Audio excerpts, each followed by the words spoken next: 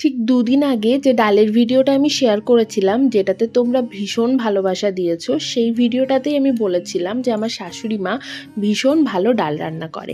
এত ভালো ডাল আমি এখনও অবধি কারোর হাতে খাইনি। তাই ভেবেছি যে মানি যা যা ডাল রান্না করে তার রেসিপি তোমাদের সাথে একটা একটা করে শেয়ার করব। আগের দিন মটর ডালের একটা রেসিপি দিয়েছি, আজকে দিচ্ছি মুগ ডালের একটা রেসিপি। মুগ ডালটাকে দেখলে প্রথমেই সেদ্ধ করে নিয়েছে একদম নর্মাল নুন হলুদ ছাড়া জলের মধ্যে। তারপর একটা ডালের কাঁটা দিয়ে একটু ঘুটে নিয়েছে আর কিছু মূলো একটু ডুমো ডুমো করে কেটে সেদ্ধ করে নিয়েছে। তারপর কড়াইয়ে সর্ষের তেল দিয়ে তার মধ্যে ফোড়ন দিয়ে দিয়েছে তেজপাতা, জিরে আর শুকনো লঙ্কা। তারপর ডুমো ডুমো করে কেটে রাখা কুমড়ো দিয়ে ভালো করে নাড়াচাড়া করার পর এর মধ্যে দিয়ে দিয়েছে স্বাদ মতো নুন আর সামান্য একটু হলুদের গুঁড়ো। তারপর একটু ঢাকা চাপা দিয়ে কুমড়োটাকে রান্না হতে দিয়েছে, ঠিক ততক্ষণ পর্যন্ত যতক্ষণ না কুমড়োটা ভালো করে সেদ্ধ হয়ে যায়। মানি যখন ডাল রান্না করে তখন মোটামুটি শুধু ডাল দিয়েই পুরো ভাত খাওয়া হয়ে যায়। আর এত রকমের ডালও যে হতে পারে সেটা আমি মানির কাছ থেকেই কিন্তু প্রথম জেনেছি। দেখো এদিকে কুমড়োটাও সেদ্ধ হয়ে গেছে। এখন কুমড়োটাকে এরকমভাবে সাইডে সরিয়ে মাঝখানে যে তেলটা ছিল তার মধ্যে দিয়ে দিল আদা গ্রেট করা আর টুকরো করে কেটে রাখা টমেটো, আর ওপর থেকে দিয়ে দিল সেদ্ধ করে রাখা মূলো।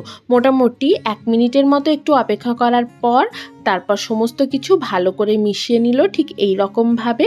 আর তারপর ঢাকা দিয়ে আরও খানিকক্ষণ এটাকে রান্না হতে দিল। মোটামুটি আরও মিনিট 2-এর মতো একটু কষানো হয়ে গেলেই সবজিগুলো ঢাকনা খুলে আরও একবার ভালো করে নাড়াচাড়া করে আগের থেকে সেদ্ধ করে রাখা যে মুগ ডালটা ছিল সেই মুগ ডালটা এর মধ্যে ঢেলে দিল। তারপর আর বিশেষ কিছু কাজ নেই। সমস্ত কিছু ভালো করে মিশিয়ে নেওয়ার পর একটু নুনটা চেক করে দেখতে হবে, স্বাদ মতো একটু নুন দিতে হবে আর তার সাথে দিতে হবে সামান্য একটু চিনি।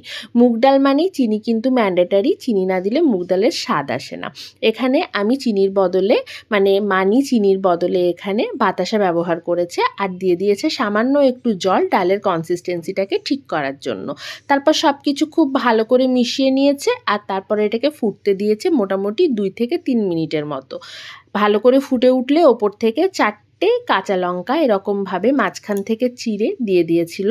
আর তারপর ভালো করে ফুটে উঠলে গ্যাসের ফ্লেম অফ করে অন্য একটা বাটিতে ঢেলে নিলেই আজকের কুমড়ো আর মূলো দিয়ে মুগ ডাল একদম রেডি। রেসিপিটা কেমন লাগলো অবশ্যই কমেন্ট করে জানিও। চলো এটুকুই, টাটা।